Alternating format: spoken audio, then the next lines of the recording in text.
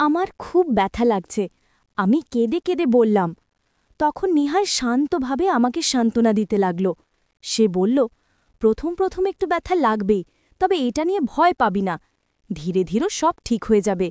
এই ব্যথা সাধারণ ব্যথা নয়, এটা একেবারেই আলাদা ধরনের অনুভূতি। তুই যেহেতু প্রথমবারের মতো এটার মুখোমুখি হচ্ছিস, তাই তোর কাছে বিষয়টা কঠিন আর অচেনা লাগছে। কিন্তু মনে রাখিস, এটা কেবল প্রথমবারের জন্য। একবার এই ধাপটা পার হয়ে গেলে আর কখনো এমন কষ্ট বা অস্বস্তি হবে না। আমার কথা মনে রাখিস, এটা একেবারেই ক্ষণস্থায়ী। প্রথমবারের পর সব কিছু সহজ মনে হবে। নিহালের সেই কথাগুলো শুনে আমি ব্যথার মাঝেও কিছুটা সাহস পেলাম। তার আশ্বাসে মনে হলো, সত্যি হয়তো এই কষ্টটা অল্প সময়ের জন্যই। তো বন্ধুরা, এই ভিডিওটি আপনারা অবশ্যই সম্পূর্ণ দেখবেন, তাহলে সত্য ঘটনাটি জানতে পারবেন। ভিডিওটি টেনে টেনে দেখলে কিছুই বুঝতে পারবেন না।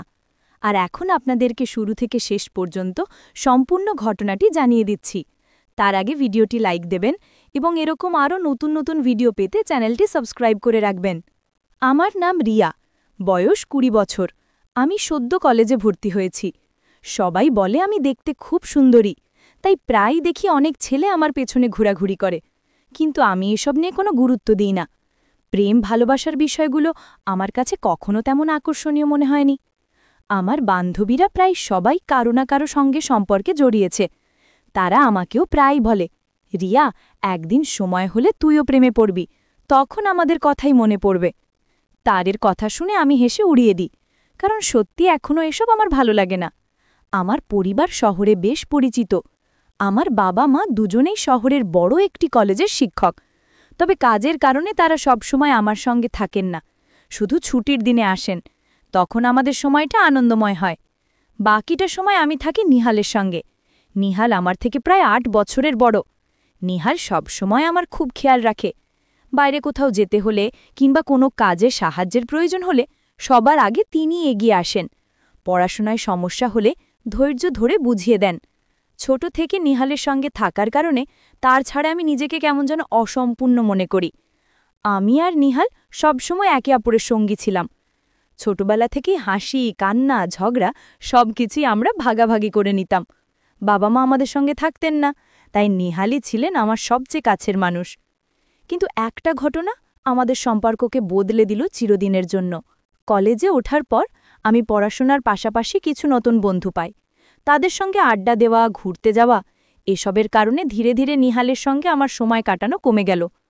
আগে যেসব কথা আমি শুধু নিহালকে বলতাম, এখন সেগুলো বান্ধবীদের সঙ্গে ভাগাভাগি করতাম। এটা দেখে নিহাল কষ্ট পেত, কিন্তু কিছু বলতো না। একদিন হঠাৎ করে আমি একটি সাংস্কৃতিক অনুষ্ঠানে অংশ নিতে চাই। সেখানে ছেলেমেয়েরা একসাথে কাজ করছিল। আমি খুব আনন্দ নিয়ে প্রস্তুতি নিচ্ছিলাম, কিন্তু নিহাল বিষয়টা একদমই মেনে নিতে পারল না। আমি বললাম, নিহাল, তুমি সবসময় আমার জন্য ঠিক করতে পারো না। আমিও বড় হচ্ছি, আমাকেও বীজের মতো করে চলতে দিতে হবে। এই কথাতেই শুরু হলো দূরত্ব। নেহালের মনে হলো আমি তাকে আর আগের মতো সম্মান করি না, আর আমার মনে হলো নেহাল আমাকে বুঝতে চান না। ধীরে ধীরে আমাদের কথাবার্তা কমে গেল। একসাথে বসে খাওয়া দাওয়া কিংবা আড্ডাও হারিয়ে গেল। এভাবে বেশ কিছুদিন কেটে গেল। তারপর হঠাৎ করে আমি লক্ষ্য করলাম নিহালের আচরণ বদলে যাচ্ছে। আগের মতো শুধু দায়িত্ব নিয়ে কথা বলতো না, বরং আমার সাথে আরও নরম, আরও যত্নশীল হয়ে উঠল। প্রতিদিন রাতে আমি যখন ঘুমোতে যাই, সেই সময় নিহাল এসে আমার খোঁজ খবর নিত, আমাকে সান্ত্বনা দিত।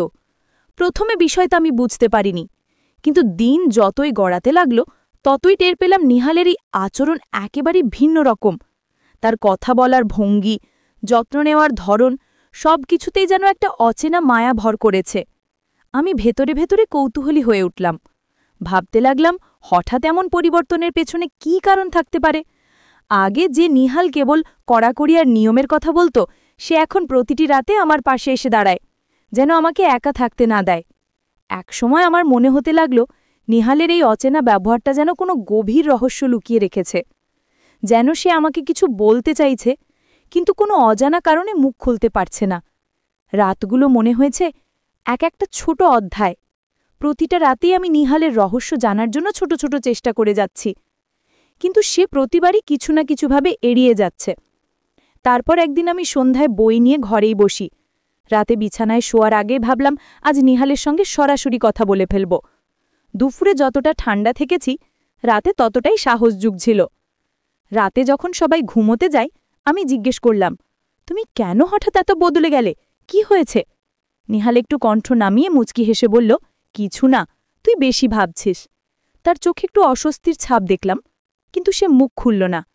আমি যত চেষ্টা করলাম সে প্রতিবার উত্তরকে ছোট করে দিল। আমি বুঝলাম সে জানাতে চাইছে না। রাতে যখন ঘুমোতে যাই ইচ্ছে করে চুপচাপ তার কাজের ঘরের দরজার কাছে চলে গেলাম। জানালার আলোতে দেখা যায় নিহাল মুঠোফোন হাতে বসে আছে, চোখে একটু ক্লান্তি, বারবার মুঠোফোন নামিয়ে ফেলে রাখছে। একবার সে হালকা করে একটি মেসেজ টাইপ করল, তারপর মুছে দিল। আমি মনে মনে আঁকড়ে ধরে বসে গেলাম। কি হচ্ছে তার জীবনে? আমার কাছে যেন সে কিছু লুকোতে চাইছে। দরজায় কাঁটার শব্দও শোনা যায়নি। সে বাইরে থেকে দরজার লক করে নিল কিনা জানি না। ফিরে যখন ঘরে আসলাম আমি হঠাৎ দেখলাম টেবিলে একটা ছোট কাগজ ভাঁজ করা আছে। কোনো নোট নয়, তবে কেবল অর্ধেক কালির দাগ। আমার কৌতূহল বেড়ে গেল। আমি এড়িয়ে যেতে চাইলেও ভেতরে চিন্তা আমাকে থামাতে দিল না। রাতে ঘুমানোর আগে আমি সরাসরি জিজ্ঞেস করলাম, নিহাল, তুমি কি আমাকে কিছু লুকোচ্ছ? সে দীর্ঘশ্বাস নিল, তারপর বলল, না, কিন্তু আমি চাই না তুই সেই চাপটা অনুভব করিস। তার চোখে এক অজানা দুঃখ দেখলাম। কিছু বলার আগেই সে মুখ বুজে নিল। তারপর এক রাতে আমি ঘুমের অতল গহ্বরে আচমকা জেগে উঠে দেখি নিহাল বিছানার পাশে টেবিলে বসে আছে। সে একা, চুপচাপ, হাতে এক কাপ চা। আমি থেমে দাঁড়ালাম। তার দিকে তাকিয়ে সে হঠাৎ বলল, তুই ঘুমা, কথা বড় ব্যাপার নয়। আমি তাকে ধৈর্য ধরে বলতে বললাম, নিহাল, আমি যদি তোমাকে ভালোবাসি সেই কারণেই তো জানার চেষ্টা করছি। সে চুপ করে রইল। তারপর অচেনা এক কণ্ঠে বলল, আমার জন্যে ভালো, তাই তোর সাথে এমন আচরণ। সেই কথাই আমাকে আরও বিভ্রান্ত করল। তার ভালোর ব্যাখ্যা কি যা আমাকে এড়িয়ে রাখবে? তারপর আমি লক্ষ্য করলাম নিহাল প্রতিদিনই আমার সঙ্গে শুতে চাইত আর সবসময় বাম পাশেই ঘুমাতে জোর করত। কেন সে শুধু বাম পাশেই থাকতে চাইত সেটা আমার কাছে রহস্যই রয়ে গেল। শুধু তাই নয়, রাতে শোবার আগে সে বারবার বলতো, সব লাইট বন্ধ করে দাও, এমনকি জিরো বাল্বও পর্যন্ত নিভিয়ে পুরো ঘরকে অন্ধকার করে দিত। আমি ভাবতে লাগলাম, আলো অন্ধকারের এই খেলা আর তার বাম পাশে ঘুমানোর জেদ, এর পেছনে আসল রহস্যটা কি?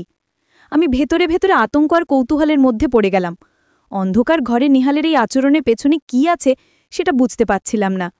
মনে হচ্ছিল সে ইচ্ছে করেই কিছু একটা আমার চোখের আড়ালে রাখতে চাইছে। আমি আর কিছু না করে বসে থাকতে পারলাম না। এক রাত কৌতূহল যে হার মানিয়ে জাগার সিদ্ধান্ত নিলাম। ঘরটি সম্পূর্ণ অন্ধকার, শুধু চাঁদের হালকা আলো ভেতরে পড়ছিল। দেখি নিহাল ধীরে ধীরে বালিশ ঠিক করছে। তারপর আমার পাশে বসে খানিকটা স্থির হয়ে থাকল। সে যেন ভাবছিল আমি ঘুমোচ্ছি নাকি দেখছি। হঠাৎ তার চোখে এক অদ্ভুত ভাব দেখলাম, কোনো সুখ বা রাগ নয়।